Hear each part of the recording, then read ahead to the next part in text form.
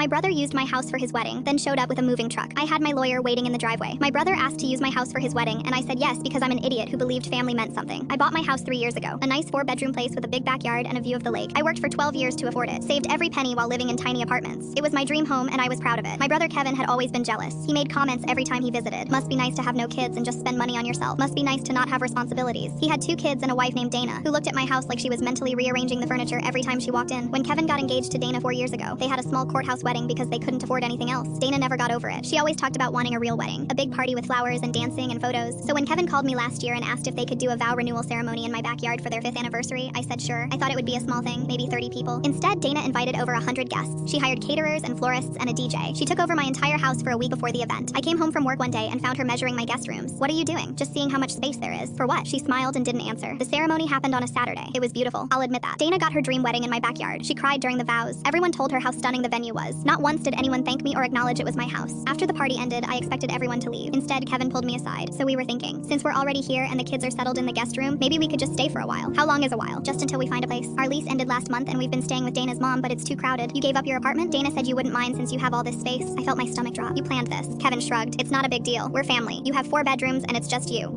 It makes sense for us to stay here until we get back on our feet. I told him I needed to think about it. He looked annoyed, but agreed to take Dana and the kids to her mother's house for the night. The next morning, I called my lawyer. I explained everything. She asked me one question. Did you sign anything giving them permission to live there? No. Good. Don't. I spent the next 2 weeks avoiding Kevin's calls. He texted me constantly. When can we move in? Dana's mom is driving us crazy. The kids miss your house. I didn't respond to any of it. Then 3 weeks after the wedding, I came home from work and saw a moving truck in my driveway. Kevin and Dana were standing on my porch with boxes. The kids were running around the yard like they already lived there. Kevin saw me and smiled. Finally, we've been waiting for hours. I told you I needed to think about it. He waved his hand. You've had 3 weeks. That's enough thinking. We're family. This is what family does. Dana walked toward me with her arms crossed. Honestly, you're being selfish. You have all this space and we need help. What kind of sister are you? That's when my lawyer stepped out of her car. She'd been parked down the street waiting for my call. I'd warned her this might happen. She walked up the driveway holding a folder. Good afternoon. I'm Ms. Walsh, the homeowner's attorney. I need to inform you that you do not have permission to enter or occupy this property. Any attempt to move belongings inside will be considered trespassing. Kevin's face went pale. What is this? This is me protecting myself. He looked at me like I'd slapped him. You called a lawyer on your own brother? You showed up with a moving truck without my permission. Dana stepped forward. This is ridiculous. We're family. You can't do this. Ms. Walsh handed her a paper. This is a formal notice that you are not tenants and have no legal right to this property. If you attempt to establish residency, we will pursue immediate legal action. Kevin started yelling. After everything I've done for you, after I let you use our parents' cabin that one summer, you're going to throw us out on the street? I never agreed to let you live here. You decided that on your own. Dana was crying now. Where are we supposed to go? We gave up our apartment for this. That's not my problem. You made plans without asking me. You assumed I'd just go along with it because we're related. I didn't agree to anything. The moving truck driver was watching all of this. He finally asked if he should unload or not. Kevin looked at me one more time. If you do this, we're done. I'm not your brother anymore. I looked at him standing there with his wife who'd measured my rooms without permission. His kids who'd been told this was their new house before anyone asked me. Okay, I said. He waited for me to say something else. I didn't. They left. The silence was perfect.